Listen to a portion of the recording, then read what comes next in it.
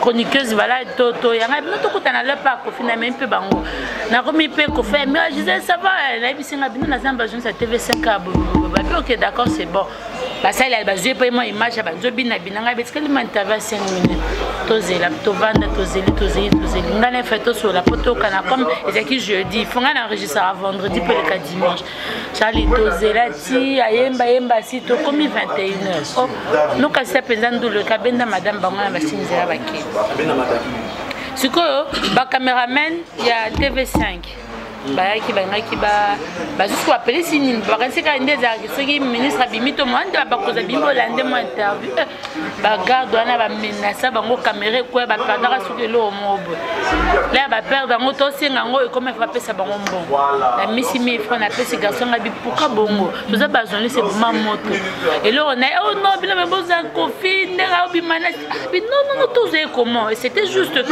doyi ke ndinga zobi matozo et to sale mo interview Tozonga baba 21h ni interview ni excuse ni rien après na Facebook na WhatsApp atindelinga message à vidéo ma vidéo na tinda ça ba na répondre te mais là c'est pas vous avez respect à batu yo invité mutu muta comme pas na yo au solo na été aussi miselo qu'est-ce qu'on est tingana sana tinde vous avez bleu qui te retient et là respecter qui te retient il a déjà tous en avis sur bon c'est tiré dans mon gars et plus froid oui voilà donc ça va bon aïe aïe invité à Nest de tranche d'absolument l'animation à la TV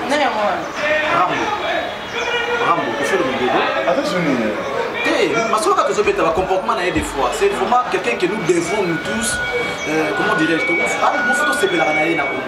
c'est un grand dans le domaine de la musique mais ma soit ça derrière Moro ils ont dignité donc je vois pas Manu Diba on a fait ce genre de comportement alors Kofi c'est comme Manu Diba on a mis sur la promo comme Manu Diba il y a des choses derrière comme des Youssou Ndour au Sénégal il y a des choses à Kofi mais apparemment par rapport à ça là il y a des choses à se rendre compte je comprends regarde mes côtés maquillage je comprends pourquoi les gens disent que papa est baraté mais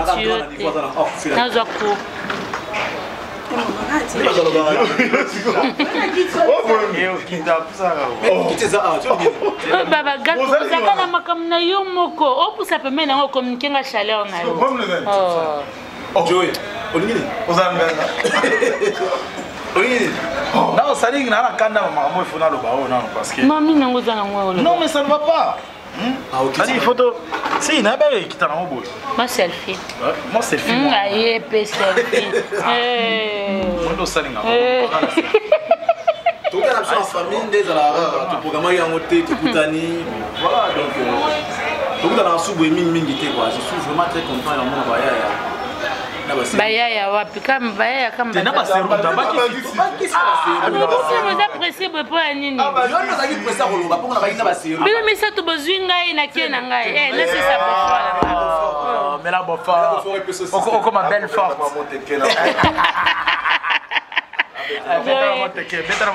Moteke comme bien kuna. Ah mais ben nango kaka na moi. Ils ont mangé bien manger. Ils ont non mange pas du foufou. Makemba zatolga. Ça il a foufoutin. Ata makemba ouais. Makemba peda. Makemba. Là foufoutin. Pourquoi kalinga ça ni? Non mais il a ah on a ni kasi. Les ma chérie. Là il a kwanga te, na lera foufoutin. Lipa alors. Là on va te chercher. Maman bossa là. Ngana boete mutakoya kwanza tokomi 15h. Alors les lampes Nzala te Charlie. Elle est tellement douce que elle la pas encore. La douce. Je etikanga. Le bano Charlie tozala. Photo mo ka publier mikolo la douce. Ah non. Au commenter pété olu nongate. Longwanga lula koti. Ne ba veste na na. Elle est douce. Ah, toujours douce. Mais tant que toujours douce pour que ça le colle là. Ah, masala ngai. Tokola lembe tu moko elo tena. Ngana. Nala yombe tu moko. Joue tani. Lai. Mama kabu nalipa. Tala tola tokenda braza Charlie ngai Magali sisi. Magali na gabana. Otola mbetu mututa gabana na katikati. Tala wana gabana. Bon Magali sisi a code des cité ngapé. À cause des excité, il y a des filles dans il y a des filles dans il y a des déconcentrés qui n'ont une excitation qui est dans le moi c'est pas toi qui a le besoin de ma mais bon moi c'est nao n'a pas la mobilité j'ai dit on a pas la radio ah il y a pas la radio j'ai vérité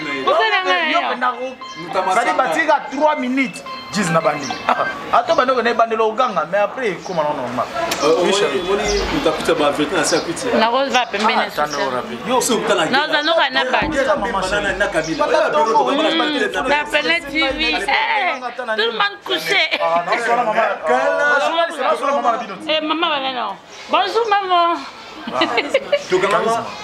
charisme. Bonjour, on aime charisme.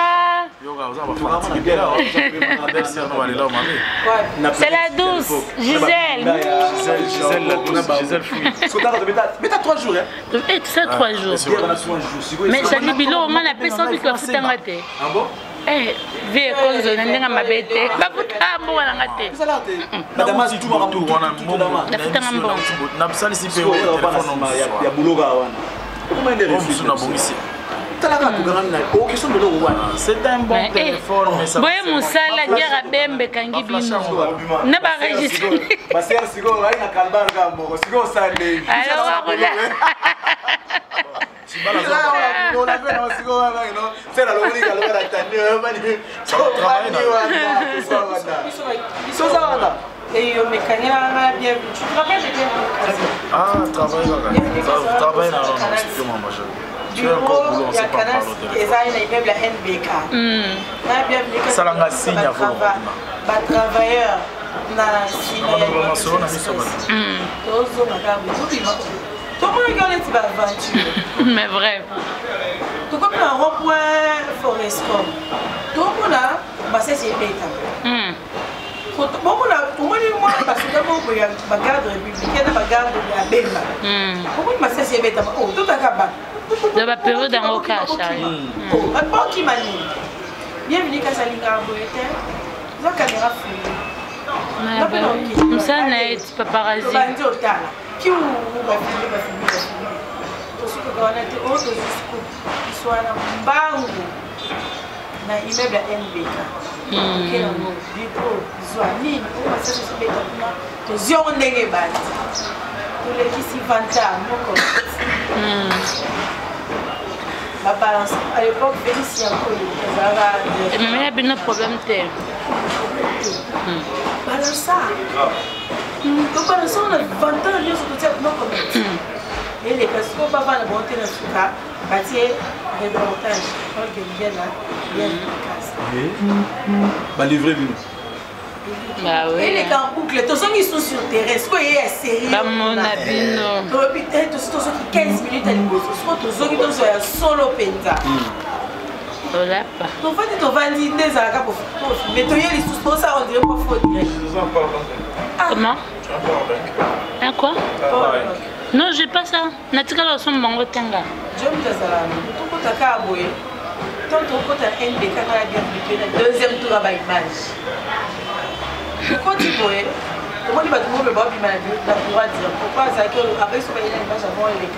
Ah bon, tant surtout quand tu vas te montrer Bob image la pouvoir dire. À tous les bisous. Il dit déjà. À l'époque, nous avons fait la bienvenue. Bateau va vous faire du mal, pour ça, la page magazine, Baza a besoin de support, il y a un baillet, pour que ça me page magazine. Quand tu as vu ma page magazine, page magazine. Bissoté. Bissoté, bissoté, page magazine. Tout pour ça, activité, mon activité. C'est quoi la meilleure que quand on est sorti, à Douana, ils ne nous ont pas reconnus. Heureusement. Baébika Combo, mais ce qu'on bilongi, Bazaki la maîtrise. Tu vas rajouter? Oui. Batuna qui parle bien là. Batuna qui bien vu qu'à ça. Mais bizarrement, il a dit que ça qui est herbisoto au côté, bon, bon, bima. Mais Baéba qui était que le Yango hier. Alors, oui, la suite. Beaucoup de paiement, c'est vrai. C'est pas ça qui vient. Mais maman, journaliste, il y a des mieux placés. Nani, Eliezer, c'est quoi le problème? parce que na moni balobi bakoti na palais na ye bakoti petit frère na ye bakangaki petit frère na ye pendant que bandeko luka nde Eliezer. Oh, c'est vrai ça. Finalement Eliezer ya zomonana te tant baye na palais bakoti petit frère na ye bazwi petit frère na ye akina na ye boye donc luka petit frère baluka petit frère baluki petit frère na ye bamonani te baya ko retrouver soki hier soki avant-hier nde baluki na bakuti na banda na nzela tabassé à mort. Tabasser, laisser pour moi. Laisser pour moi. Donc laisser vraiment pour moi. Votre télé foufou côté naïe. La jeune c'est pas sur la toi ou le bateau. Bengi et les gâtés. Je suis même passé à son bureau là. Mais droit après. Bureau des Arabes, non? Tout juste là. Bureau des Arabes. Liberté de Lac presse. Moro. Hein? Lac Moro, comment on appelle? La place Pino Bosalagi. Itaga. De l'autre côté. Ah ouais, kaka, na commune il a été tabassé, le petit a été tabassé, laissé pour mort. Alors que les gens déjà en matin, on que tu fais là. Azomon na, on dirait Azomon na tête. On dirait le gabi a bengi.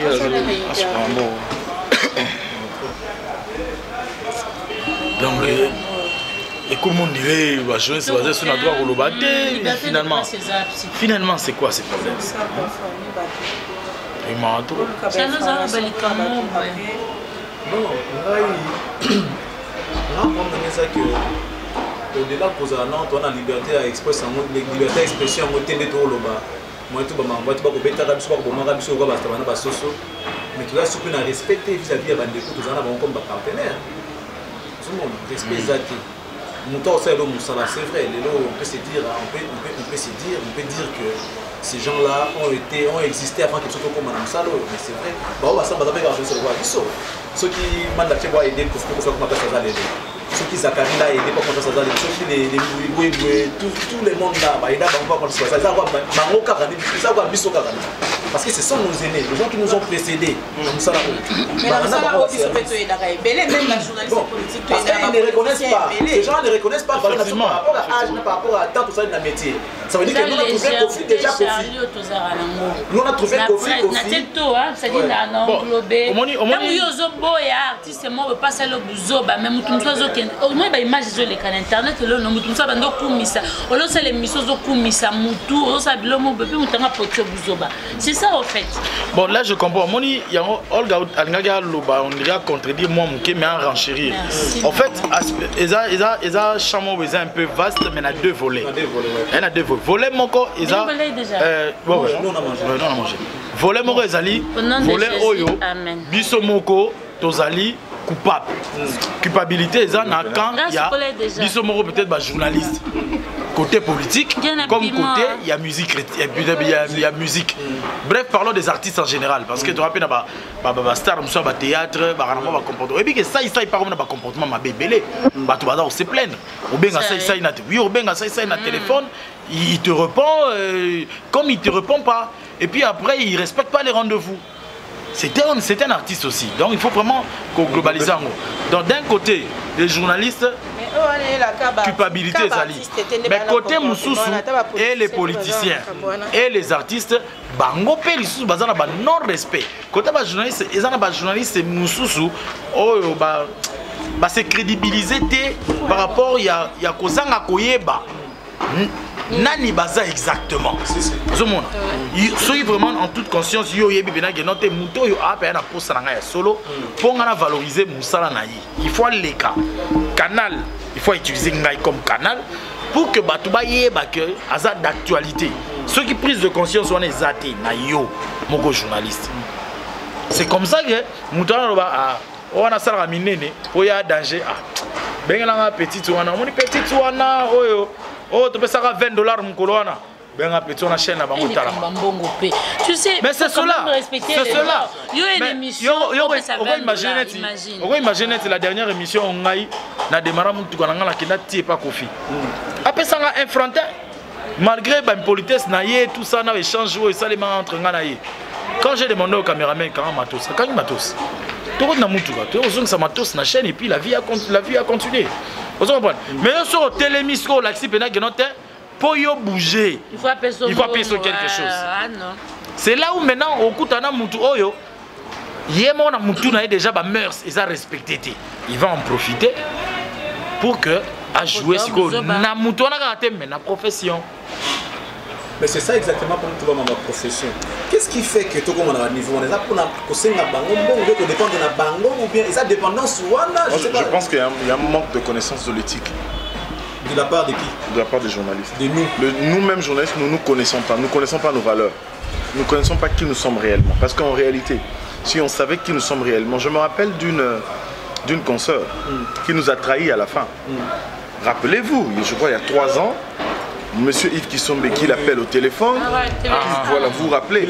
Et je me rappelle, on a fait bouger le Parlement. Oui. Vous vous rappelez, on a marché jusqu'au Parlement. Mais en fin de compte, qu'est-ce qui s'est passé après? Après, il semblerait qu'ils se sont vus et il y a eu une négociation à l'amiable. Alors que la profession, on était tous debout comme un seul homme pour soutenir cette consoeur-là. Donc il y a un problème vraiment d'éthique, il y a un problème pas seulement déontologie, mais surtout d'éthique. Parce que dès que nous connaissons, vous savez, il y a un journaliste français que j'aime beaucoup, il dit, une fois il dit, tu sais Élysée, en fait, les plus grands journalistes ne sont pas, aussi bizarrement que ce soit, ceux qui ont fait tout le cursus que nous mettons aussi à nos confrères ici, les pauvres qui arrivent de l'UFASIC, 3 ans au Bimbawana. Généralement, ce sont des personnes qui se sont spécialisées, par exemple en santé, comme père, son nom Alpha Moukadi, qui connaît son domaine de santé et qui, en venant dans le journalisme, fait du desk santé son chemin, voilà, sa particularité. Mais lorsque vous voulez toucher à tout, voilà comment est-ce que ce confrère, j'ai pitié de lui, comment est-ce qu'on a blagué avec lui. Parce que déjà, je vois une émission où tu poses une question, la personne te répond en se moquant de toi. Moi, à ta place, je coupe l'émission. Je crois que Joe l'a fait. Par rapport à ce confrère, est-ce qu'on ne peut pas dire qu'il a été démoralisé par l'artiste dès le départ? Parce que juste en faisant l'annonce, et l'artiste est interrompu directement. Que non, ça, nous a apprécié. C'est-à-dire, dès la première seconde de l'émission, directement, l'artiste lui dit, et ça, nous a apprécié. Mais journaliste, ça a un plateau, ça l'émission. Je crois que ça qui heure il y a émission. Ce n'est pas qui tournage heure probablement que ça qui heure. Mais pourquoi est-ce que il faut artistes invités à apprécier ça nous quelque part? Voilà, il y a un basiko. Est-ce que na point au nez Olga Lobby. Bon, on a quelque part zonga na questionnement moko. Pona nini wera sala ngoti. Pona nini JB à sala ngoti. Non, je cite JB. Fali aussi peut bien le faire. Fali ne le fait pas. Faire, et je me rappelle sur le plateau de HD Leng. Non, sur le plateau de Papi Mboma, B1 Show B1 B1 Music. Papi Mboma met très mal à l'aise l'artiste. Fait rigoler par ces questions qui, entre guillemets, a traité les vraiment embêtantes. Est-ce que c'est pour autant que l'artiste fait à télémine à plateau non à Kenanga? Voilà un problème d'éducation aussi.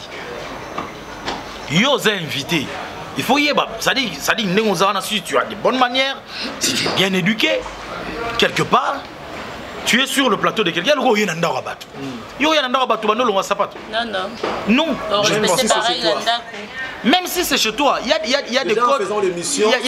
Il y a des codes de moralité. Moralité. C'est vrai, on peut bien dire que Ndegonabiso a quatre émissions comme l'évoquait tout à l'heure Bumba, oui. Bon, à quatre émissions, je ne sais pas, peut-être Mouto a diffusé, ça c'est un autre problème. Yé ponaye aïe comme ça l'émission na Monsieur Kofi. Monsieur Kofi, on y mis interview na Mouto. Mais admettons, on est ensemble, toi Batomaïle. Botuni Moutou ke obisi Moutou. Biso ezande to lobara, ozo préparer Moutou na question. Tant on a yemba mona ko banda marote ke album na yo comme nango nini. Album no comme des titres. Non. Il faut na yamba na chayo à l'aise. Voilà pourquoi tu as greetings. Na ba anglais ba greetings, salutation. C'est-à-dire il faut d'abord commencer par ça et puis après tu continues l'émission. Quelqu'un qui parle qui te dit que les amis de Wechi est de retour. Tu sali ba 50 aux raté, tu zongi mais le tu est pas impression na yo. Ma ben nini Assad. Le monsieur qui dit, on est talingaïté. tout le monde il fallait pas on dit interview là. Il fallait pas dire que ben interview. C'est impression que tu as retour à Bawechi, ça n'a rien à voir avec lui. Non, l'élégance. L'élégance. Et même la manière de le faire. Moi j'ai pas. C'est-à-dire moi voilà par exemple, moi j'estime que si j'étais Kofi, je pouvais dire ah bon, les amis de Wechi de retour. Bon, ça va, moi je trouve que je n'ai peut-être pas d'impression parce que Naïba été que c'est une bonne chose. C'est une bonne chose. Merci pour l'information. Ouais, gentiment. Par exemple, gentiment. Voilà pourquoi je parle d'élégance. Pourquoi est-ce que ces autres musiciens, artistes, en élégance combien de baninga ba collègues autoyebi ça peut-être dans ma question ils ont fondé un pépélé. Mais l'artiste sur l'invité peut te mettre à l'aise. Peut te mettre à l'aise. Parce que tu as conjugué vie ensemble. Nos amis, je sais qui commencent, qui sont dans leur début, il y a journalisme, mais dans le côté politique.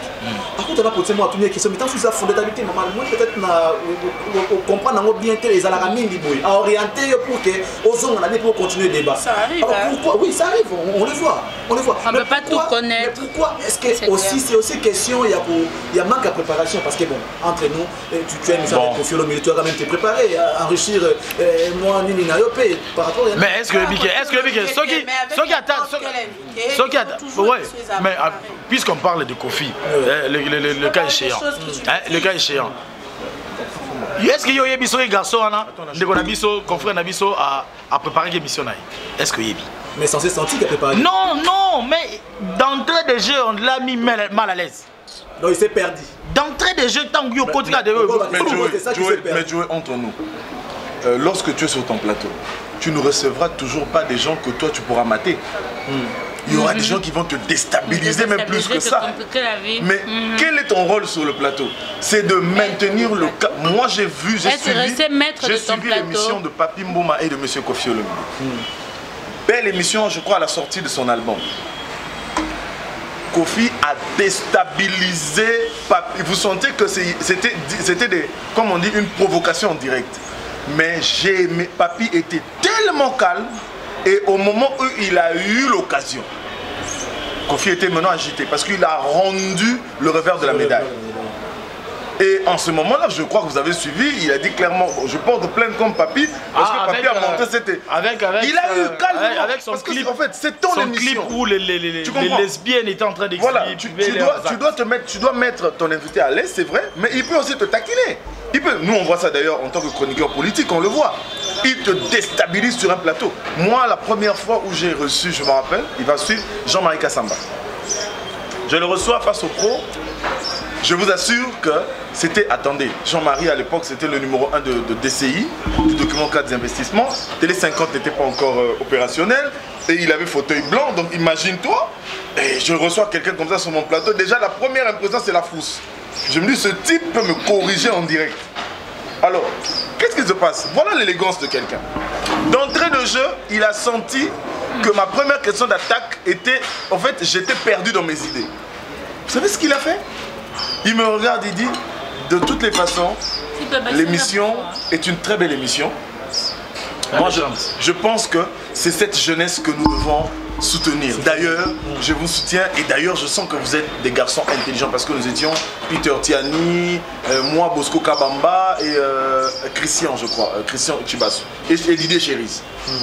Mais dès que j'ai senti qu'on m'avait encouragé, mais directement, ça m'a motivé et j'ai rebondi sur mes questions. Dès d'entrée de jeu, j'ai commencé à attaquer. En fin de compte, tant que le monsieur est ici, il n'a pas un habit, ok. Mais là, ça tu rejoins Joey pour dire que le monsieur n'avait pas l'élégance. Voilà. Mais c'est ce que je dis. Voilà pourquoi, excusez-moi peut-être d'être direct, moi je parle d'éducation. Parce que si cette éducation... Non, si, mais l'élégance vient d'où? Cette élégance-là. Cette élégance-là, la moralité, ça vient d'où? La moralité, oui, mais pas l'élégance. Non, mais c'est cela. Tu peux être bien éduqué, mais tu n'as pas l'élégance. Mais ça question de probité morale. Non, mais alors, probité morale, c'est... Mais ça traite avec l'éducation. Rose, on peut bien éduquer. Rose, on peut bien éduquer. Mais tu n'as pas cette élégance. Mais tu n'as pas l'élégance. Tu n'as pas l'élégance de la parole. Éducation est vaste. Oui, mais... Éducation est vaste et dedans, probité morale aussi, compris. Oui, mais c'est rien à voir avec l'élégance. Bon, soit si vous ne supportez pas peut-être le mot éducation, restons, par exemple, restons dans la moralité. Vous parlez de déstabiliser.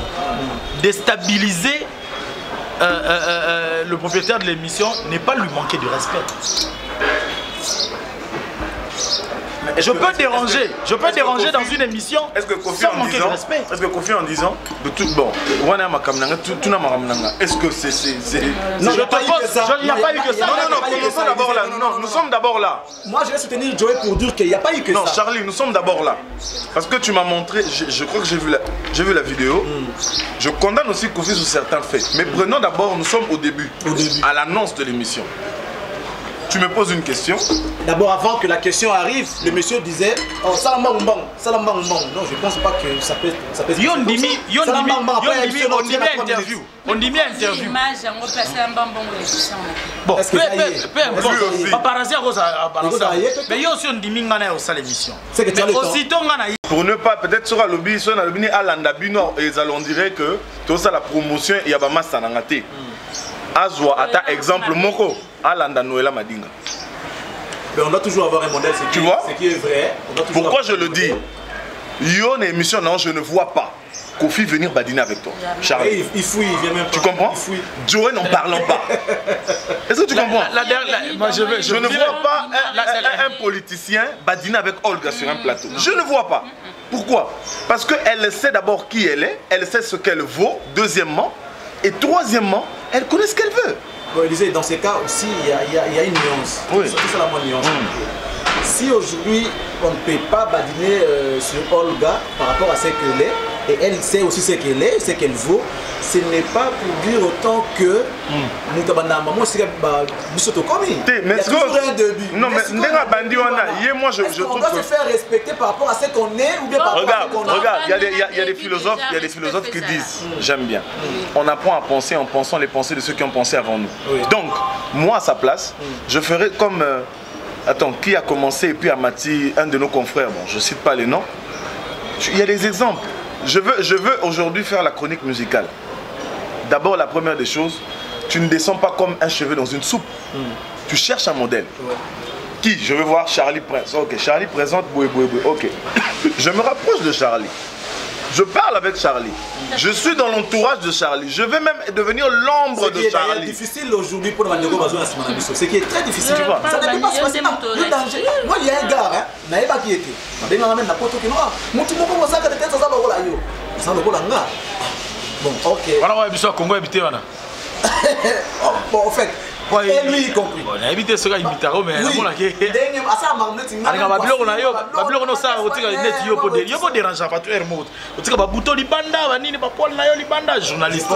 Je pense pas qu'il y a une émission à l'égarder. On a évité. Tu as déjà vu comme ça la télé, passer comme ça la télé. Non. Mi ouvert, bouton, oui. Bouton là. Bouton là. Joena TV. Bouton là. Exemple. Il n'y a pas Galaxy Anglais. Galaxy Namona. Charlie Namona une fois. Et j'ai été indigné. Moi bien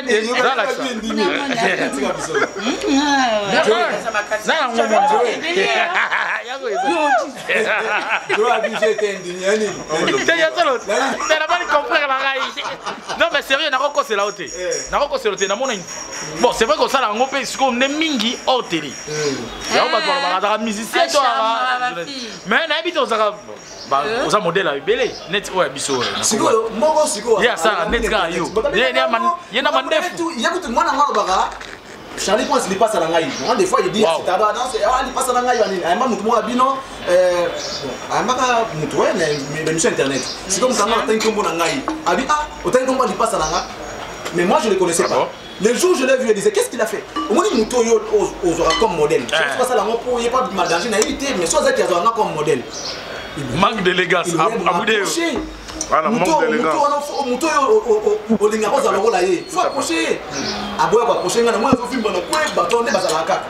oh on a na yé ba besa na sala lokola et puis na moni elonge ko kana te mais quoi fille au tali ma batik na yé ma bossa la attitude na yé c'est pratiquement ngai na mi mona na bi ah mais bon c'est une bonne chose na ça quand muto na bi ah mais bon j'ai vu des tics mais longi to ko kana te to kana longi te. Par contre, il y a plus de Congo, il me dit comment que vraiment. Il y a Benaza yo. Il y a Benaza. Et puis il m'a dit, la première fois il a boudé. C'est Vincent. La première fois. Oh le nom. Iba. Iba. Francis. Et puis tu as appelé comment émission d'ailleurs. Moi j'ai l'impression. Il y a l'impression. Il y a expression. Tu vois alors. Donc expression, on a impression. Tu vois c'est ça. Mais par contre, hier, Aza Poli. Oui. Tu vois, on dit une fois Bouddha. Mais après, tu commences. On a croisé dans le couloir avec Mbiaka. Après, finalement, il y a rapidement un numéro dans la WhatsApp, mais peu sont ceux-là qui le font. Qui reposent de ça, qui reconnaissent. Pour revenir à ce que Elisée vient de te dire, ça aussi c'est un problème. Est-ce que Moukouko a posé comme modèle? Est-ce que nous,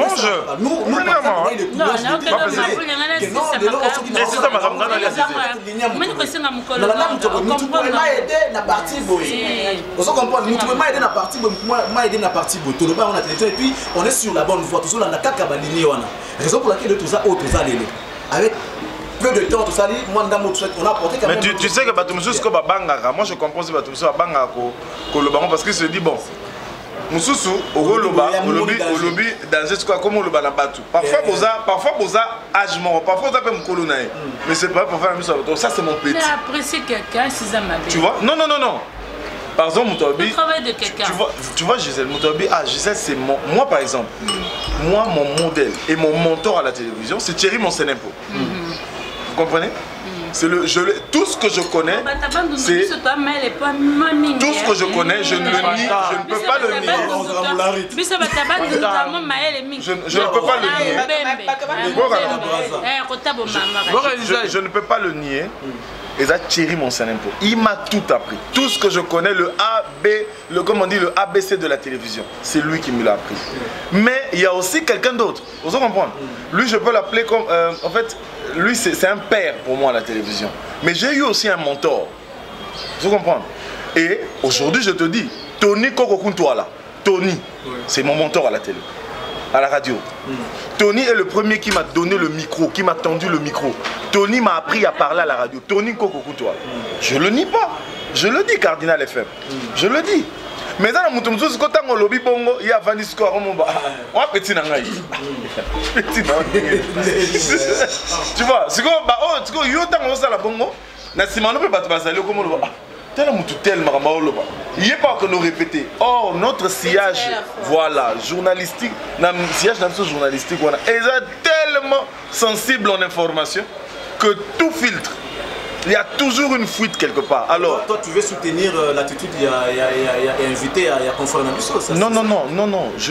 Si nous revenons là, je ne soutiens pas. Je ne peux jamais soutenir cette façon de faire parce que moi je crois qu'il y a une question de probité morale. Il y a un manque de probité morale. Mais, qu'à cela nous tienne, nous aussi journalistes, nous devons comment dire, essayer un peu de rappeler notre frère à la raison. Aujourd'hui, mon cher, tu as étudié pendant combien de temps? Tu as fait quelle formation? Aujourd'hui, pour passer à la télévision, Charlie Prince n'est pas tombé n'est pas venu, je sais pas, du ciel. Tu comprends? N'est pas un parvenu. Joël, même moi, Olga, même moi, Élisée, tout ce monde, même moi. Mais il y a quelqu'un d'autre. Surtout aujourd'hui avec les réseaux sociaux. Il se lève un matin, il a une caméra, il a un micro, il se met dans la rue. Il commence à dire n'importe quoi à la télévision, il devient journaliste. Demain, il passe à la télévision avec une star. La star ne le connaît pas, il le reçoit. Quand il comprend déjà que Oyebanité, tu sais, il faut reconnaître un héros. Les amis de Wechi. Les amis de Wechi et Yebani. Mais est-ce qu'il y a Yebani? Est-ce qu'il y a Cyprien? C'est ça. Franchement, je n'ai jamais vu, je ne connais pas. Mais le problème est ça, même si à Ebanité, à mon humble avis, quelqu'un qui vient gentiment, il vous tombe le à Ebanité, mais Azo représenté quand même, Azo présenté structure Mokobwe. Ata Ebanité, bah respecter à Moutou, tendengo Yebelié. Des amis de Wechi Média. Il y a diaspora, voilà, média, il y a des informations. Lelo, à Watozana, Villa Kinshasa. Les amis de Wechi tozongi na TKM, toye ça fait 5 ans. 5 ans, mon père mon candidat président, mon président. Ouais. 5 ans yango tozongi na TKM. Pour na masolo où il y a les amis de Wechi na TKM parce que toye to banda masolo na mon père mon candidat songa mbeli parmi les artistes aminene ya mboka. Pour na yango mon père mon candidat monde. Là il aura mon até, tout na ngade makam na ngai. Mon père mon candidat batune makam na ye. Oui, 3 minutes. Niatakans, Toka qui te landa partout, chaque musicien faut tcha nzembo na ye.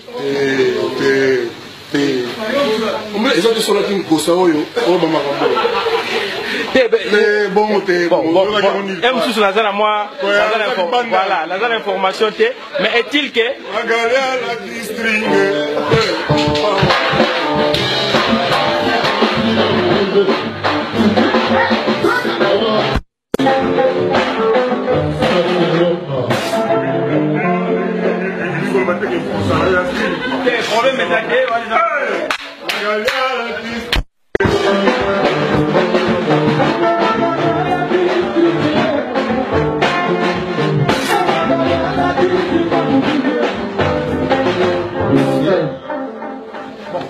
na landaki na bige chaque musicien a reçu nzembo mon pas mon conduit au respecter Moutou par rapport à Azo présenté. Attends, yebani ce qui est exact que ce qui Moutou yebani il faut répondre parce qu'il yebanité. Exact que au répondre Moutou bien Moutou yebani Moutou non sur Aza Moutou. Je sais pas s'il est à ses débuts. Je sais pas ce qui a banda karaton nengeni. Mais ce qui vraiment quand on a qui bon Moutou quand les joueurs le big galanterie wana moi élégance wana. Manière de répondre à Moutou. Attends la vie sociale na biso. Et ça c'est très important, ça compte dans la vie. Au lobate que au pona ebiete au po Moutou boyeto po abimi be faut respecter tel ou non respecter tes po Aza Moutou. Avant tout Aza Moutou. Ben oui. Soit tu n'es pas disponible, soit tu es disponible. Voilà. Si tu es disponible, donne ton temps. Répondre à Moutou, la gentillesse. Ça compte tout ça. Parce que la personne retourne. Mais son comportement. Moi là où maintenant moi. Non. Si j'allais même. Moi là où je l'ai condamné. C'est en suivant ton image. Alors j'ai pas aimé c'est. Nebandeli. On a des avis partagés. Mais là où je vous rejoins, c'est lorsque tu commences à te moquer de la personne. Tu vois? Moutou a valorisé yo, Moutou a payé une certaine valeur. Yoye, ou un yemba des insanités pour un monsieur de cette trempe-là. Sincèrement, c'est aberrant. C'est très aberrant. Vraiment, ça laisse à désirer. J'allais même illustrer le cas parce que moi je me dis, c'est vrai que par moment, Toro Lobapo, nos confrères, nos consoeurs, il y en a aussi des dérapages, certes. Nous déplorons cela. Moi, à mon niveau, je déplore, ça c'est vrai. Mais dans les chefs de nos partenaires directs, qui sont ces artistes-là? Il y a vraiment à boire et à manger. Le dernier cas qui m'est propre à moi, je recevais M. Kofi Olomide. Et en plus, c'était sur sa demande. Qu'est-ce qui s'était passé? C'était sur sa demande. Attends, mais je n'ai solo. C'était sur sa demande. On n'était pas sur de bonnes bases relationnelles à un moment donné. Mais je reçois un coup de fil, c'est Paty Ambroise qui m'appelle. Je ne savais pas dans leur démarche, c'était me rapprocher moi et Tony Nkoko de Kofi. Parce que Tony aussi avait quelques différends, quelques déboires avec l'artiste. Bah, on tombe sur Tony et moi, Paty, dans son véhicule, on fait un tour à Montfleur. On arrive, on discute avec... sur demande de l'artiste. Mais bien sûr, mais quand Paty vous demande, via Ngamon Abino. Paty, on comprend. Paty avec Kofi Olomide, on comprend. Ça veut dire quoi? Et on arrive, on cale. Vous comprenez? Vous comprenez?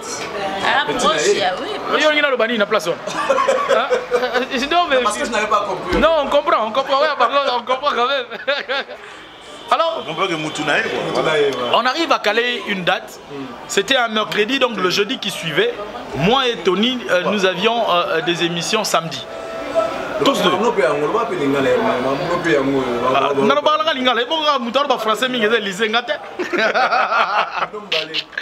Alors, tu as les dates.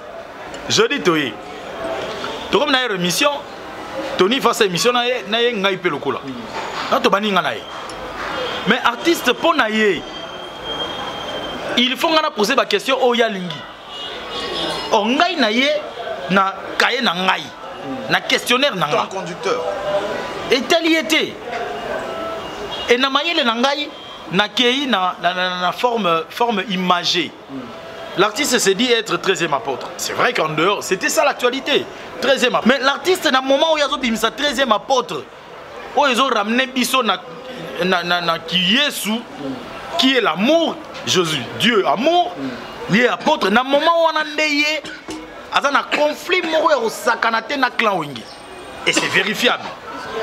C'est pendant la période où on avait cette campagne où Nani, porte-parole, Nani, Sankara de Kouta, on a des charges, Salaki, tout ça, pendant cette période-là. Je pose là une question claire à l'artiste. Tu t'appelles 13e apôtre. Ça nous rapporte à l'amour à Jésus. Pourquoi ne pas entreprendre une démarche du genre arrangée avec ces relations malsaines qui existent entre toi et tes collègues?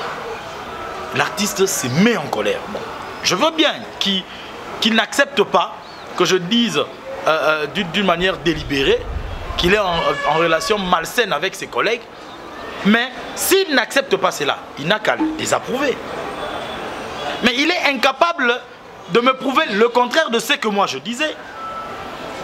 Ce qu'il trouve comme appui, c'est de m'insulter. C'est de m'insulter moi. Mais c'est pas parce que Joey entretient des bonnes relations avec le clan Wenge. Quand tu poses la question, et entrer avec le clan Wenge, ça veut dire que tu as déjà peut-être travaillé avec heureusement que Ozana, est-ce que Ezate n'a pas supposition? On suppose. Bon, Joey maintenant essaie de répondre. On a tenté de répondre. On a un journaliste. Proche de Wera. Journaliste. Journaliste. Mais on sait que tu es ami. En tant que journaliste. Nazo a casquette, il y a journaliste. C'est vrai que je suis un ami de Wera. Mais on ne peut pas aussi t'enlever cette étiquette-là d'être ami. Non, étiquette ou pas, il n'y a pas de problème. Tous tels que nous sommes, tous Arana Bato, tous Arana Bango bien.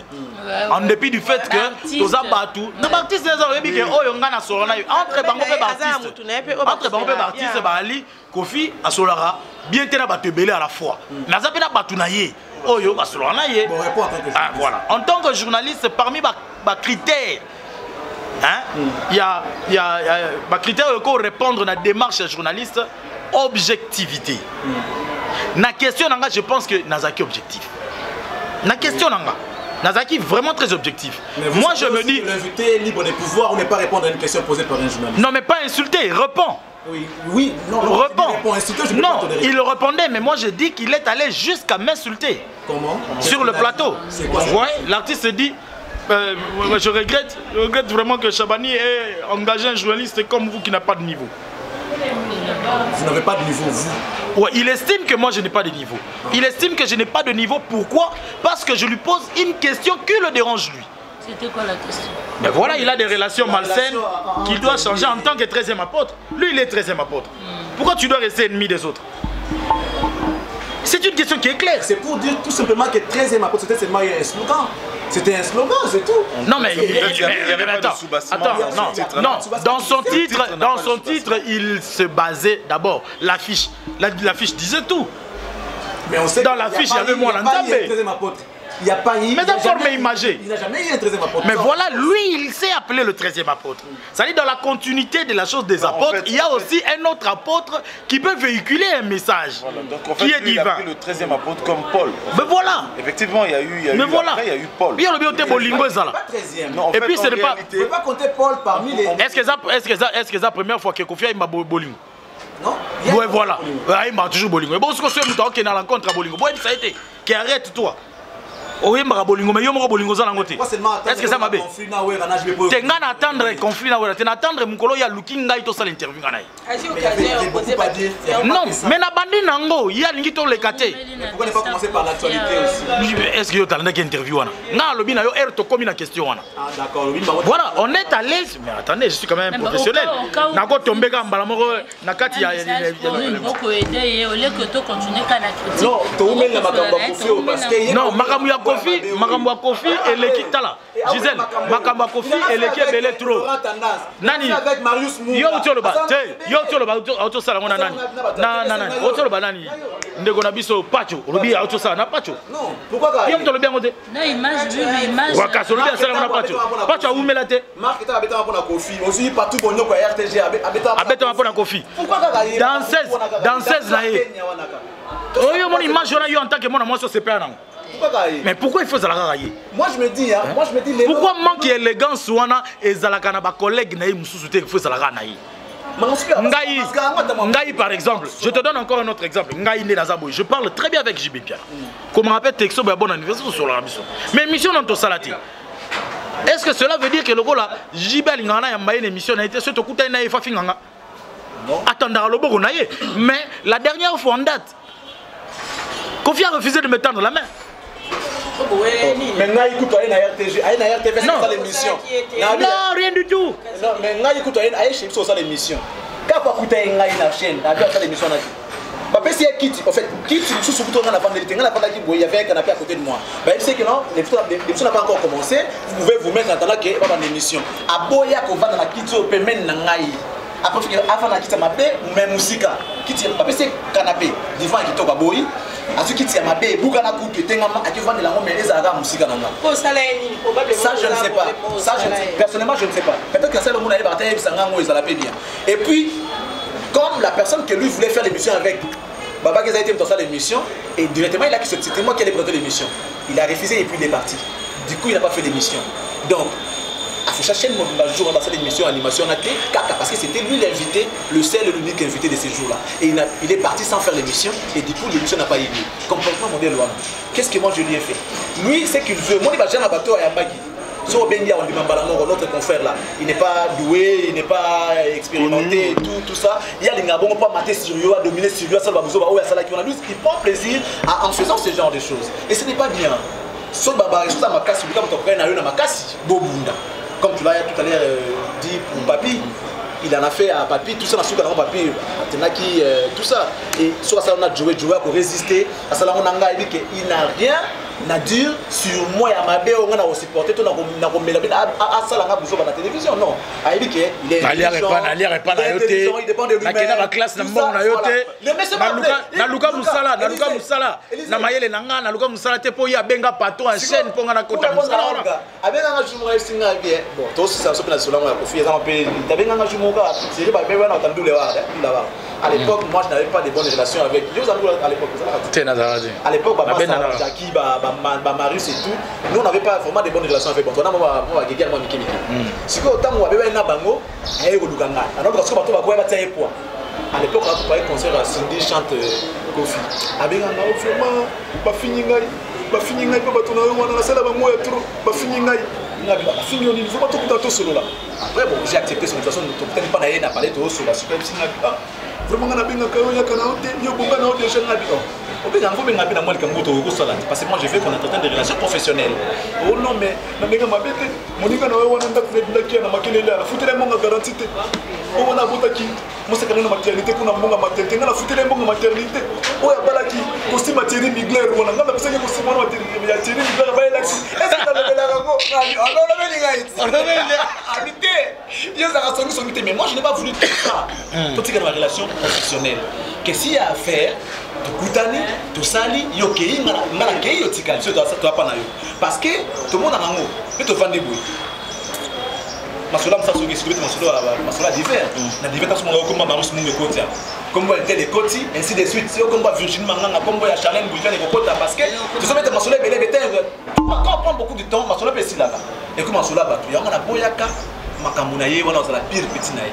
Parce que de l'entrée de to bani naï, aïe na TVS à mon petite mongo boy. Ça la théâtre. oh vraiment petit on a combien de été moi tu viens chez nous la boulot là journaliste tu n'as pas une petite on a il y a théâtre mais c'est la vie non mais tu as tes dédiés sur bah on tu vas sentir là on tu n'as pas une moi c'est vraiment ta mais respecte moi parce que mon amour tu y a ça soit bon vraiment ça regarde un mois c'est fini on a un esprit non il faut coopérer faut à la faible et voilà pourquoi après mon émission le lendemain c'est lui qui m'a appelé le matin à 8h et monsieur Sila Nango il a fait sa bêtise, il a dit des trucs et puis il s'est levé dans le plateau, dans minute c'est vrai que j'étais chez lui, c'était un plateau en déplacement mais c'était mon plateau, c'est moi qui lui tendais le micro, il se levait pour dire que monsieur Vidé quoi mais mon pao, on est en pleine émission. Non, monsieur Vidé, plus loin. Il dit, mais ce que notre tête, il conduit protège Ali. D'ailleurs, il conduit un peu à journaliste. Tu peux t'imaginer, intentionnellement, c'est ce qui s'est trouvé dans sa tête. Et ngai de nature n'est dans la soie na boyaki, bon boyoka li solo bena ki na kati kuna to nongwana ke ba beta ngai. Parce que ngana kati na lopang na ba beta ngai ka forcément. Kabien même so ba bimini bana na ko tanda batu na ewana. Na ndenga muketi. Vous comprenez? Je ne sais pas si je peux dire que qu'envisagez-vous. Voilà. Parce que tant qu'il est aux onga, Kofi Aza artiste moko ya munene na mboka na biso, asa la fierté na biso non seulement na Congo mais partout à l'étranger où nous partons. Charlie, je crois pas que c'est vous qui allez me contredire. Asa la fierté mboka par musique nae. Il est tellement grand, sikoyo, que Bokogi peut que lui sous-souter Kolinga, Mabé et continue à Kaka. Parce que ceux qui m'a béné, le bami a, le bami kune, le bami a, bref, à la fin, parce que Baloba Kaka m'a béné. Et puis, ce qu'on y a, le bama, ben oui, ben mon amour n'a pas canaille. Batoli, bonne, ben mon amour béné. Mais vous envisagez quoi? Pour l'aider peut-être. Parce que Namutu Nabino, ils ont peut-être lié à un problème sur le plan. Même problème. Mais même problème.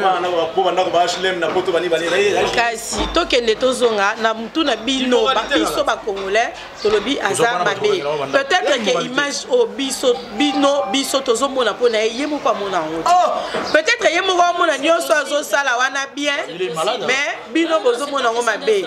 Mais vous envisagez quoi pour l'aider au fait? Je pense. Est-ce qu'il y a un conseil?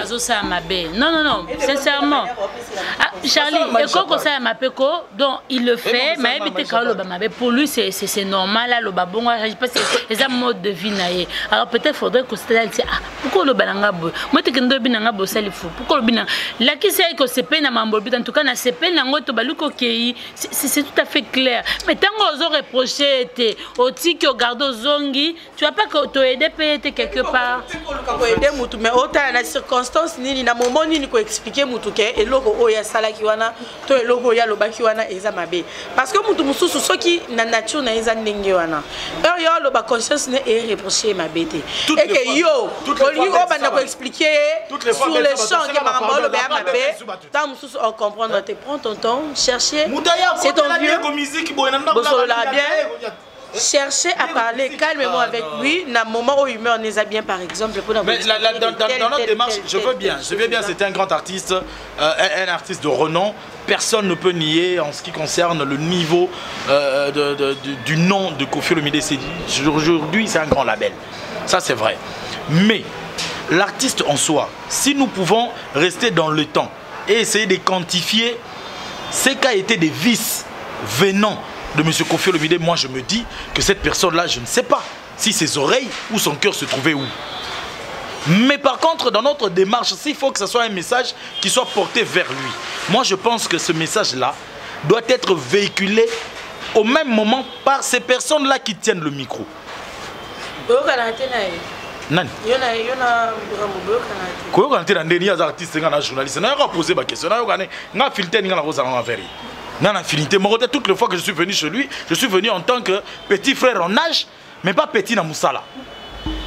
Naga grand na boulot nanga. Naya na poser ma question. Un point barre. Azana ba assentiment naye Yemoko vraiment italien, mais cela ne m'a pas empêché, même la dernière fois en interview, cela ne m'a pas empêché de faire mon travail. Quand bien même ma réaction, ma réaction subtile, on n'a pas propre frais. Vous comprenez? Moi je pense que biso journaliste, il faut toza banani. L'artiste peut être privé aussi du micro. Voilà. C'est là où il peut être privé de micro. Pourquoi allons-nous toujours le tendre à Kende Kozoba CD nae après ça va régisseur baba na kobeta ba CD nae pour bara ki obeta ba concert nae. Je crois que avec pas seulement pourquoi monsieur, pas seulement ba vieux Madilou ba fait Madilou ba kufa dans le temps ba fait Madilou ba sala ba succès le regretté Pépé Kalé par exemple. Pépé Kalé a circulé la problème qui dit dans l'émission. Il a été dérangé par une question de problème. À Télématé, à Kendate, à Fingate, à Silika. Et puis je pense que c'était les rares fois, si pas une seule fois, la seule fois, que cette grande star de renom, pourquoi c'est seulement lui? Pensez-vous que les Werrason n'ont pas été dérangés? Non. En arrivant là, je sens l'affinité du clan Wenge. Exemple, la mission trompée, c'est il n'y a pas de problème. Je dis. Maintenant, on attend Pépé Kalé yo gangité. Je dis ceci. On a banane Pépé Kalé, banane ba vieux Madilut. Yo ki batanga wera te. Joey. Yo on a problème na wera. Moi je suis journaliste, je suis fan de personne. Mais je suis son ami. On écoute Elisée. Petit frère Nayandeo. Le grand problème, en fait, il y a... Aujourd'hui, nous prenons Koffi Olomide comme étant... Comme en fait, c'est une image caricaturée. D'accord? C'est une image caricaturée parce que il faut savoir que même de notre côté, du côté de la chronique politique, ce comportement aussi existe. D'ailleurs, parfois plus grave. Mais d'une manière propre. Non, même plus sale. D'une manière élégante. Non. Il y a aussi... je ne veux pas... je te dis, Olga est là. Je vous dis que... Je prends un exemple. David, je prends un exemple. Deb, ça va? Tu fous la caméra pourquoi? Tu fous la caméra. Et ça va, John va reconfigurer na Vodacom. So ça ça. Total ça là. Alors, problème est nous avons un problème de lobbying. Au moins, le problème autour, c'est crier le lot. Je me rappelle à l'époque, il y avait, avant que l'association Nyon se bima, il y avait une association Amitié quoi? Amitié Presse. Et Kendall. Président de la photo. Merci beaucoup. Vous savez, aucune révolution, s'il vous plaît, aucune révolution n'intervient, ne voit le jour si on n'ose pas. Aujourd'hui, je félicite, on peut tout dire de Kinshasa, mais je reconnais une seule association qui a pu mettre le gouvernement provincial et le gouvernement national à genoux. C'est une association des chauffeurs. Vous imaginez? Les 207 à l'époque. Ils ont cloué le gouvernement à genoux. Et même jusqu'à aller à tel point que les membres du gouvernement ont convoqué une réunion mixte entre le gouvernement national et le gouvernement provincial pour essayer de voir les patrons de ces 207 là parler avec eux. Et la mesure a été arrêtée. Juste parce qu'on commençait à les taper en route, on commençait à les... 1, 2, 3 cas. Tu comprends? On se comprend. C'est quoi le problème de M. Zabo? En tant que journaliste, Lelo, Naï, Joa Zoloba, c'est bien beau. Mais Joe Soraza, comme il dit aujourd'hui, je sens dans son langage que c'est tout à fait normal. Maintenant, nous avons une affinité. Aza pire Wera. Aujourd'hui, mettons le cas, je sais que ça ne peut pas arriver, mais Aza Moutou, il est arrivé que Wera faisait la même chose, la même chose avec un journaliste. Et là, Wera, ça n'a jamais la vie. Mais c'est là, nous sois calme. De l'eau dans ton frère. C'est un exemple, tu sais là. Au cas où ça arrivait, au Komona, Moutou Moussousou, Pirier, collègues comme toi et moi, parce que j'ai les affinités avec lui, je vais chercher, au lieu de lui dire la vérité, je vais lui dire ce qu'il veut entendre de moi. Et c'est ça qui tue la profession. On n'a pas de lobbying. Est-ce que nous avons déjà fait ici dans ce pays une journée écran noir? Est-ce que nous l'avons fait? Parce que soit on a arrêté un journaliste, soit on a insolencé un journaliste, soit même qu'on a tué un journaliste. Aujourd'hui, Eliezer a un problème. Qui en parle? Qui Qui en parle à la télévision? Qui en parle? Tout le monde est concentré à l'Assemblée nationale, bla bla bla bla bla. Mais aujourd'hui, si Eliezer meurt, oui, on va tous aller pleurer. On va enterrer Eliezer. Mais après quelques temps, c'est fini. Il y aura encore un autre. Non, j'arrive. J'arrive. Mais non. Vous comprenez? Moi, je dis aussi ça aussi. Je dis ceci. Aujourd'hui, nous devons avoir un lobbying. Je ne dis pas que l'UNPC est en train de ne pas faire son travail. Ils peuvent bien faire leur travail, mais la main est trop courte. Une seule main, nous n'y arriverons pas. Premièrement, pour créer le lobbying, nous devons mettre du cœur. Il y a eu l'Obonabiso. Maman, UNPC. Oui. Yoka.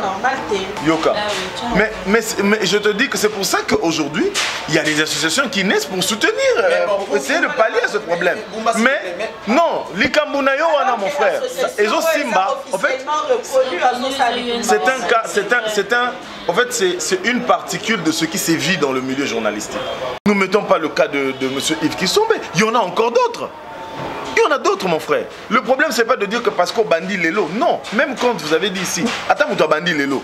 Élégance, moi, élégance dans le langage des là. Parce qu'avec le système d'internet ici, tout le monde est journaliste, c'est difficile de contrôler. Parce que même si on veut structurer. Mais je l'ai dit au départ. Si on veut structurer les choses. Je l'ai dit au départ. Avec ceux qui sont dans le média. Je l'ai dit au départ. Moi, si cela n'engageait que moi, si cela, mon frère, si cela n'engageait que moi, vous savez, pour un pays comme. Je ne sais pas si tu es au courant de ça.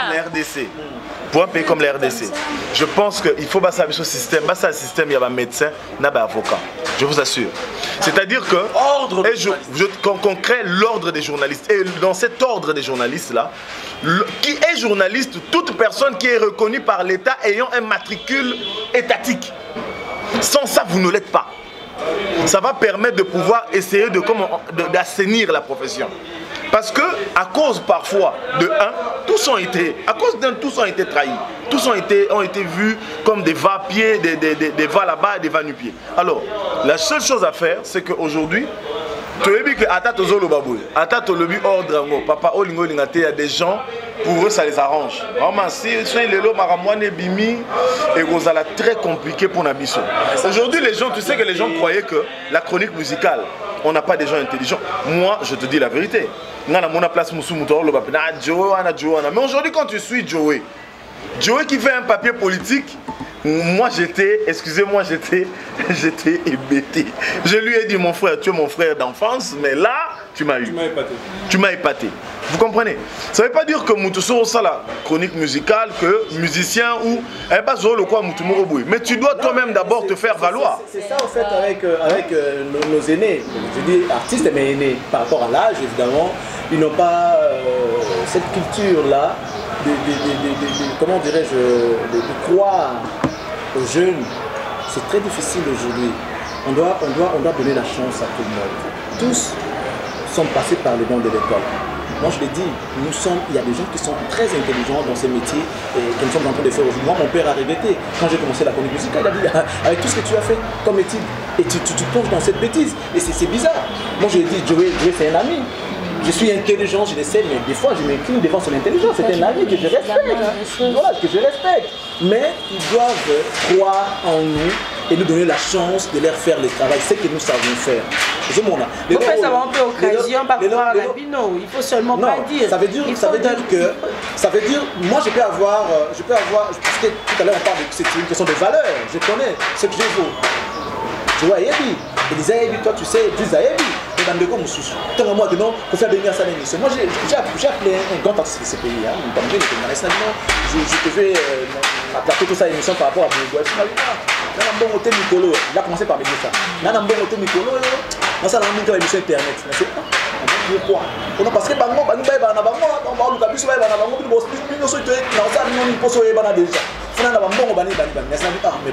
c'est vrai qu'il faut avoir un bon mais c'est ça, il y a un monde de priorités pour nous.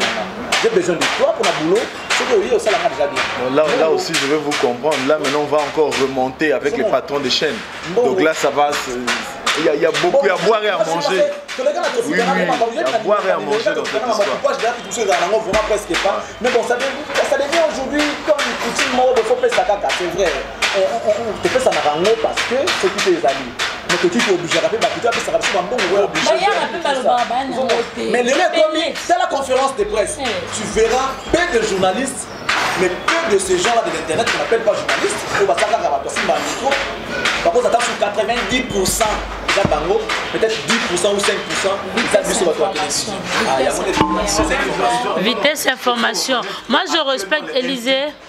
Papa, c'est. Mais oui, mais on va le faire avec des professionnels. Non, mais aujourd'hui, pardon ma chérie, je te coupe pas. Non, je te coupe pas. Non, je te coupe pas. Yoka, je prends un exemple.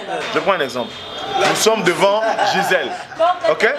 Tété, Giso vient d'être nommé ministre, je sais pas, mettons de la communication. Giso a besoin de faire un point de presse. La minute où on a, moi je suis Internet. Ok? Moi je suis une chaîne antique qui respecte les normes d'antique. Lui, il est Congo Web. Et elle est RTNC. Nous venons au même moment. On est d'accord? Nous venons au même moment devant toi. Pendant que nous posons des questions, tous les trois, le journal est à 20h. Moi, je prends mon téléphone et je mets mon Facebook direct. Tu vas prendre qui? C'est lui qui me fait le direct. Les gens seront déjà informés avant même de suivre la grande actualité de 20h. Le fait que les gens commencent à négliger la presse, non mais c'est aussi la presse. C'est aussi la presse, papa. La presse avec. Mais c'est pour ça qu'il passe. Élysée. Botkanga pena loba na Olga. Bon la vitesse maloba boye na ba non na channel habite sona sande nene. Charlie, laisse-moi te dire. Vitesse information, besoin. Moi, je sous-estime pas en internet. C'est vrai que la majorité, bien été, les bandes déontologie. Non, c'est ça,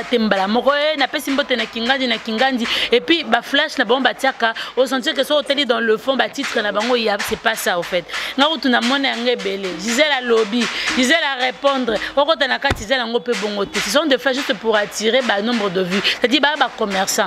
Moi, au gagner, au te kan bang faut bete lo mo bo eningisa mutumba manga lukatala yo liboso po ata asa ba vebela ko tsambongo. Mais ces gens-là, c'est un autre point. Donner quand même de l'information que les gens attendent. Parce que moi je suis pas je suis désolée de te dire que na osara même pas. Souvent quand je suis avec Gypsy, Ata la va publier pour besoin si c'est à Gypsy matin s'il te plaît ma chérie. C'est parce que c'est de n'importe quoi. Je suis d'accord avec toi. Problème nanga eza ndenge nini. Non. Problème nanga eza nini. Batuana information na bango ezala ya mabe, ezala ya solo, ezala fausse, ezokende na rapidité. Parce que moni ba artiste bazo préférer moto ndeka elisa lobby en temps réel. Atie Facebook direct bazo zoya à l'instant. Au moni lelo attends je te dis laisse-moi finir. Oza former maman. Tu sais, les artistes en voyage, ça va conseiller à Libanda. Ça là, tout ça la statistique au moins la journaliste va présenter l'émission le quoi biso na ba chaîne reconnue bazate au moins la bateau internet ponini Gloria Lenga zana faire mba morazu iPhone nae azui image la minute à lancer batu ba moni ce qu'on a dans anine mukonozo nga Kinshasa pona balancer là sina déposer ngo tu comprends un peu ou soit tinda attends non tu tinda te et comme na YouTube na biso net biso na CNTV wifi ezala ngompa Rotinde komi padoupe padou suko na montage ane na musalate et tombele na ndako foze la lobby là aux transport ti na bambouteage Kinshasa akoma musala là on peut s'information et puis tant montango et les kaka jour émission le ka dimanche concert et samaki vendredi ou samedi déjà te perdre en termes il y a de temps au monde yango voilà pourquoi les musiciens les artistes que ce soit la politique ou d'autres préfèrent nos amis là pour bana voilà biso musala ezokufa Moussa les okufa mukie Donnez de l'information. Vous avez vraiment cette occasion-là de communiquer par des réseaux sociaux. Vous avez cette occasion de communiquer par Internet, qui est vraiment une bonne manière de communiquer. Ça passe vite. Je suis d'accord. Donc, vous pouvez savoir cette information. Parce que ce soit des enfants comme adultes, aujourd'hui, journalistes, non seulement la mission il y a quoi informer, la mission il y a quoi former, la mission il y a quoi éduquer en même temps divertir.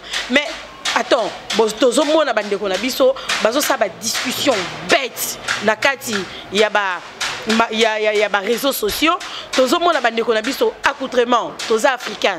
Toza Bantou, je ne demande pas à tout le monde de mettre les pannes comme moi, mais quand même, tenue Nini, Oyo, Tozo présenté Batou. Ça c'est une chose. Pour nous, dans la couture, on a moins de sens. L'accoutrement. Toza Manoir. Une autre chose, maman. Divertir, la manière Nini, Tozo divertir Batou. Toza n'a pas, Toza Miko, Toza Papa Bazolanda. Oui, puis tu influences à la base. Moutou, tout le monde a raconté Kolanda, car pas mon qui dit, à la tête de l'Oroboé, à l'ouki, à la tango. Alors qu'ils disent, à l'Obaki, et l'Oroboé, je me rappelle, à quoi il peut utiliser terme. Mais qu'est-ce qu'on donne aux gens? Bah, discussion bête, bah, qu'on soit l'amour et ça, tout n'a pas colo, bah, bitumba, vous vous rendez compte? Moi, je suis pas contre eux, mais qui donnent de l'information. RDC 26, il y a Moutouna Manda. Mais bon, on appelle si Mbote, et puis moi, ça peut être mon Mbote. Et bien, c'est lui. Ensemble de bouler, on appelle si Mbote na. Donc, comme déjà une étape, voilà. Bon, on a encore combien il faut les canadiens. Mita Makumbu. Mita Makumbu. Iris Boubou, 3 fois carré. On bandait en 5 fois joué. C'est bon, non, il y a Mita Makumbu. Mita Makumbu. Salut à toi. Comment ça s'appelle espace? Espace en riche exaltation. Comment ça la terre? Tu vois qu'il a combien de mabanga? Azaka na mutu wana 6e fois. Nawaki, le temple du plaisir, Maman Paradis, Astrid Moulenda. Ngai Nawaki, Solène Yengeche, la cour suprême de la beauté. À Paris. Maman. Bando ngai ko populaire international.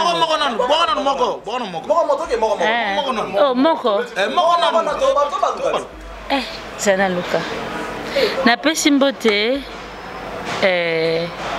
na pesi lié na Telinkoi. Ça va te continuer. Na pesi mbote na boss nanga Nixon Lea. Nangola. Bon, on appelle Simbote Mingi et beaucoup de félicitations à toi, mon ami et frère et pasteur que j'aime beaucoup, Moïse Mbié. Félicitations pour le concert. Ah, frère Guégué! Pasteur Guégué. Yo frère Guégué.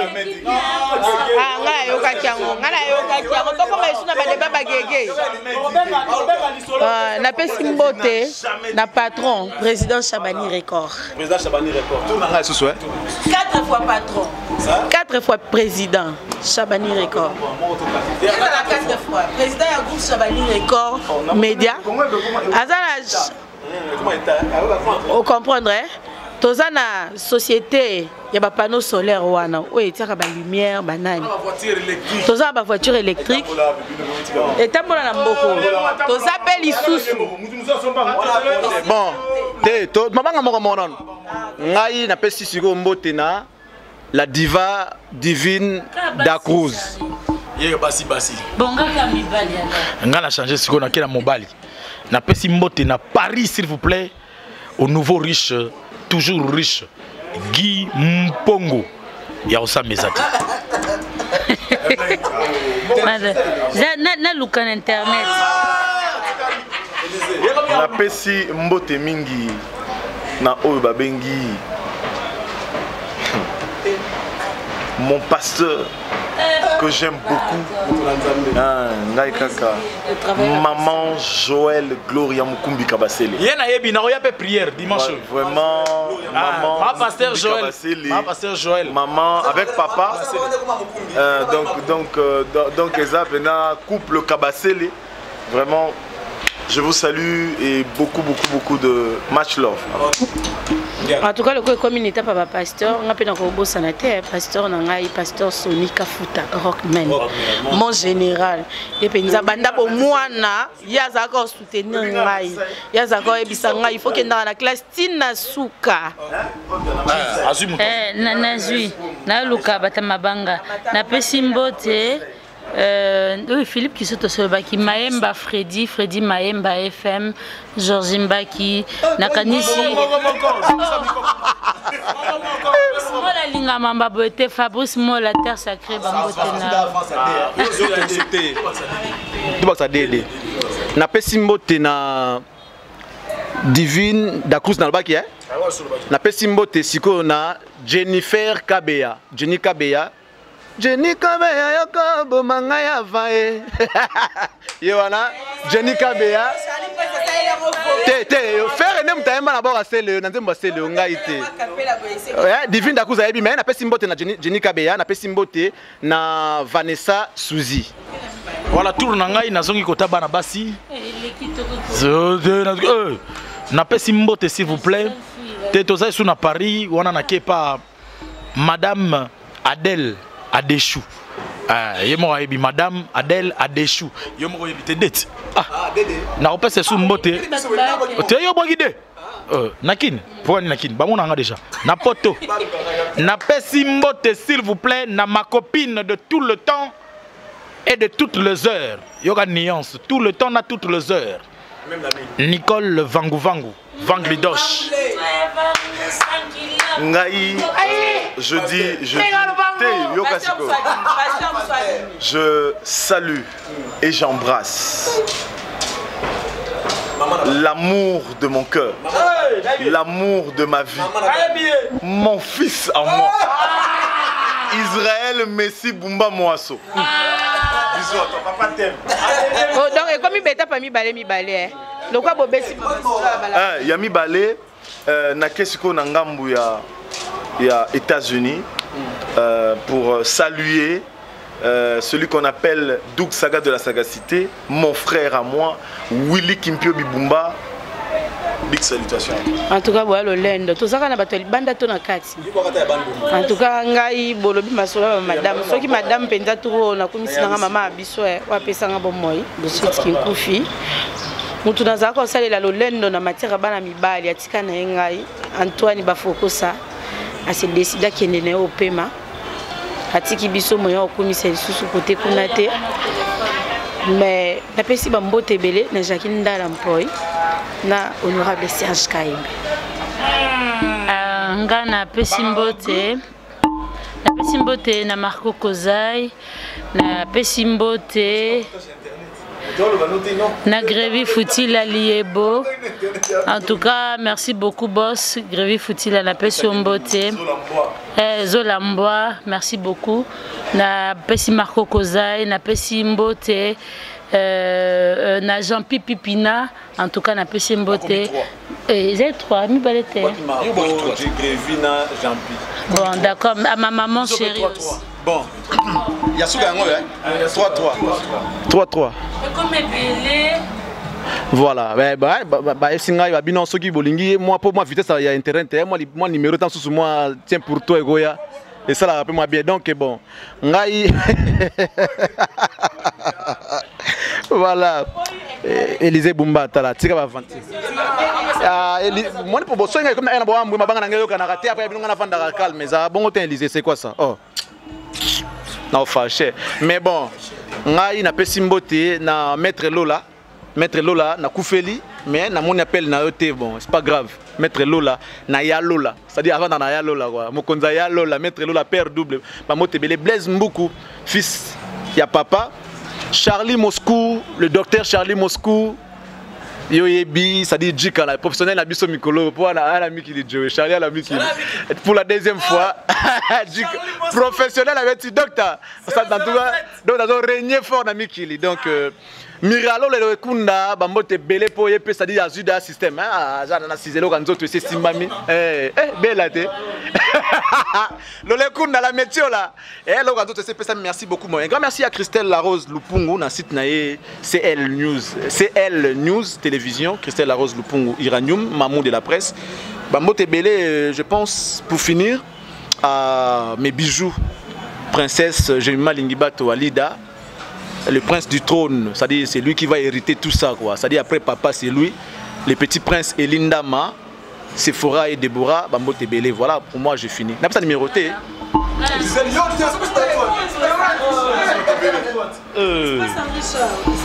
Bon, et comme il tourne, et comme il tourne,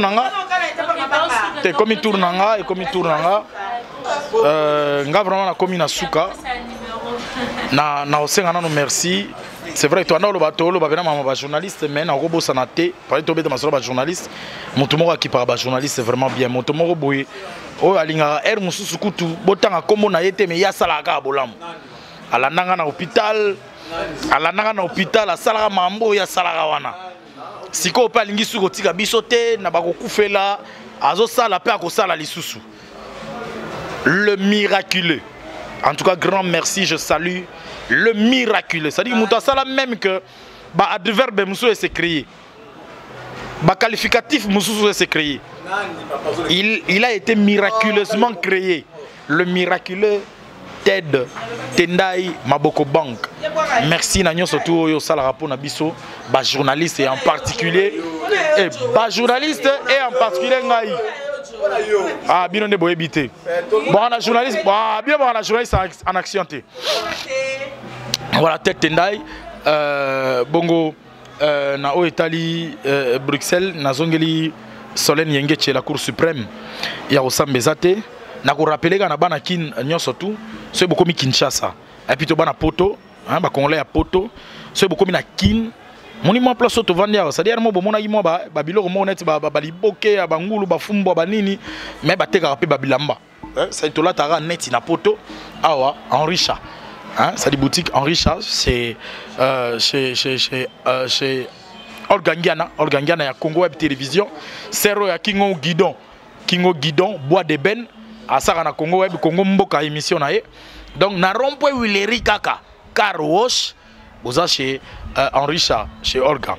Voilà, tout le monde a ça bien, mais pour Nangaï particulièrement, tout ça peut-être na chaîne ou mais Top Star, Top Star, Joe Star et Gopé Sayo, moi quelques émissions, beaucoup au tala. C'est besoin pour ça na pesa bino ba ample. Pour vidéo ngana lobby wana. Très bientôt on va lancer vidéo wana. Bon on a le comportement de l'artiste. Ça va s'appeler le comportement de l'artiste qui nie même les générations Lutumba s'il vous plaît. Bon mon ango 099 177 65 05. Ça dit ya Willy Moucheni d'abord. 00243 ya Willy Moucheni. 99 177 65 05. On a un numéro à contact Nabiso et puis Joe Star Bangato Facebook to Facebooké et puis Christelle Christelle Arose yo boy Mukolo TV Patron TV ah moi Simo ya machafu ça dit matama il y a bien pembe hein et puis ça dit hier soir zo tambolo sentir la Rose Lumpungu, courage, félicitations, courage, mes conseils. Ça, le roi Bamisouti. C'est beau ça, l'émission, on réfléchit sur des sujets. Vraiment, il y a aussi la différence dans la télévision et Internet. Merci beaucoup, Charlie. Je crois que ça fait vraiment des lustres que je crois que 3 ans, hein, 3 ou 4 ans dans les gosses à TVT. Mais pour très bientôt, j'annonce déjà à tous mes fans, tous ceux qui ont aimé mes interventions politiques, mes émissions politiques. Très bientôt, Face aux Pros va reprendre avec plusieurs autres émissions. Mais je pense que Narope Sarambote, mon petit frère en Chine, le chinois noir, Jansi Matendi, vraiment, je te salue. Je salue aussi de l'autre côté Tracy Likoutou, voilà, la conseillère du gouverneur, hein, Tantine Longjambe.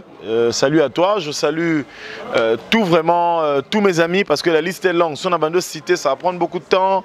Je soutiens vraiment Eliezer qui est en train de passer des moments très difficiles. Je crois qu'au niveau de la chronique politique, nous allons voir avec Olga Ngana et comment il s'appelle encore, John Lungila, le président de l'association des chroniqueurs politiques. Nous allons voir quelles sont les démarches que nous allons entreprendre. Mais frérot, nous te soutenons. Et aussi, je salue tous les fidèles qui aiment la bonne musique du pasteur Moïse. Je crois que hier, le pasteur Moïse, le dimanche, c'était le E-Level. Donc, pasteur Moïse, que Dieu vous bénisse, hein, que Dieu soit avec vous. Continuez, accrochez-vous à lui, fermez les oreilles et avançons, c'est tout. Donc, merci beaucoup, quoi. Donc, et dernière salutation à mon fils. Je répète que Israël Messi, c'est le prince de papa, c'est le cœur de papa, c'est vraiment l'héritier du trône. Comme dit Charlie Prince, après papa c'est toi. Et après toi, il y aura tes petits frères, mais tu es toujours là, quoi. Donc gros bisous à toi, que l'Éternel te fasse encore monter plus haut que le cèdre du Liban. Merci. Je remercie, je remercie Charlie Prince pour cette occasion. Solo, en tout cas, il y a une émission internet. Mais quand même là, je sens que c'est un peu différent par rapport à certaines choses qu'on a appris l'habitude de suivre. Internet, c'est vraiment merci Charlie Prince pour cette occasion. Vous continuez à dire que ça la non seulement que ils ont informé, mais ils ont bien. Pour na bateau pe bazola na biso na internet ba profiter dans ngweza karaté ke ba ebi to lo ba nini to ba ebi e ozala ndenge nini. Vraiment merci à Charlie Prince pour cette occasion. Vraiment na sepeli merci to bosanati un espace autozali ba benga kango enricha exultation. Veut dire exultation donc bozo satisfaction na ba désir na bino quoi. Soki bozana bezo utaki mwa musala ekanyo na rompa où il rito embouteillage okoti kaka wana na ka oshwana na kati lopango wana tu vas prendre un petit rien poza pe na boutique d'habillement na biso so ningola ta ba pan boy so que ningola ta lokola jeans so que ningola ta lokola Charlie Prince okuta on a kati espace enricha tozo meka kaka kusala malembe pour nous sepelisa bino. Vraiment merci beaucoup à Charlie Prince, Joe Star, Bangato, Élisée Bumba et à tous les membres de ma famille. Bozé Belé. N'habitez na tanga nani natika nani na boy bando swani sangana si motanga kingato tiki ngate au compte ngate. Merci à vous tous, je vous aime bien. Bisous. Tu vas où? Merci Charlie. On peut savoir remerciement à Joe Matamasikini. En tout cas, merci Bilele Bilele. Bato bakomelanga, bato basutenanga, Telinko, je pense à toi, Papi, Kapa et les mystiques, leader Pompidou Massilo en Afrique du Sud, il y a Justin Bisson Nabiso, Bambote Nabinotu. En tout cas, le Miloda, moi, Miradjabou, on est ensemble. Il y a Willy Moucheni, Binotu, en tout cas, Kyle Inga, les Copperfield, n'a pas si beauté. Merci à toi, Charlie Prince, pour cette initiative. C'est vrai, émission Mingi Mingi, il y a Internet, ils ont bien été, mais ils ont bien, coucou, t'en as beau solo là. Tout le bel sujet moroboué, tout le balikamoto c'est pe nangote, peut encourager. Bozongo landenga mabete, l'artiste peut te le beli. Oh Monique no kombone koti na kati et ils ont landenga mabete. Zara concert tirer les sons, na we sengeli ko tirer. Biso pendemo na ba faiblesse na biso, nous tirons des leçons. Ba beza na kati na ba expérience, ndé permettre biso tokola. Alors moi je remercie tout le monde. Ba tout ba balinganga, no balinga na bongate. So bolinganga te ba écoute la preuve ezola qui peut bolinganga on a bolingana bongate Voilà, donc c'est bien moi la douce. Donc vous pouvez me suivre dans CNTV tout le dimanche à 13h. CNTV, c'est une chaîne ici à Kinshasa. Sur le net, en tout cas, il y a ma chaîne YouTube Gisèle Fouilly. Donc vous retrouvez l'émission bientôt là, en tout cas. Et aux ala, merci à toi Philippe qui saute le grand manager. Levez Manou, les monstres, en tout cas, on est ensemble. Et à tout le monde, Joey, Élisée, vraiment Olga, Charlie. Donc on appelle Simbote, à Karine, Yunduka, ma copine, de gros bisous à toi, à ma famille, la famille Fouilly. Bino tout quoi, on appelle si Bino ba bisous, merci. Voilà, ça n'est fini. On a réfléchi sur donc on a analysé les travaux que fait les journalistes, on a comportement d'artistes et musiciens et on a juste déploré le comportement de M. Kofi Olomide face à ces journalistes là. Mais bon, toi aussi journaliste, tu dois te préparer. Il faut préparer l'émission avant d'aller faire une interview avec un artiste et musicien. Donc prenez ces travaux au sérieux. Vous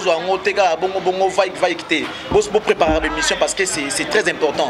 Donc selon l'éthique et la déontologie, vous devez préparer vos émissions avant que ça la. Donc arrêtez de faire l'idiot, ce n'est pas bien. Et faites preuve de maturité et d'intelligence, ça va faire du bien. Alors un grand merci à vous tous qui avez suivi cette balade. Donc voilà, on a en famille, tous on a tout prévoir qui a monté. Donc on s'est raconté comme ça et puis on a parlé avec des amis. Il y avait Joey Bangato Star, merci mon cher ami. Il y avait Élisée Bumba, merci. Il y avait Olga Yana, là où nous sommes, c'est chez lui, son cadre, merci. Et il y avait la douce Gisèle Fouilly et moi, Charlie Prince. Donc merci beaucoup à Miel d'avoir pris les images et merci à Gaulois pour le montage de cette vidéo. Et quant à vous qui suivez, nous vous disons merci de nous faire encore confiance et de continuer à nous faire confiance. Merci beaucoup. Et Zalara Ming Ming Boy, réflexion. Réflexion. Vous avez senti niveau et réflexion à Moro Namoko Joey Star, Élisée Bumba, Olgangana, la Douce. Merci à tout le monde. Donc continuez à nous suivre sur CL News Télévision. Et je crois que nous allons apporter toujours quelque chose pour que ça fasse bien. Merci. Des amis de Wechi Média, il y a diaspora, on a média, on a nos informations, les lots à Villa Kinshasa. Les amis de Wechi Tozongi la TKM,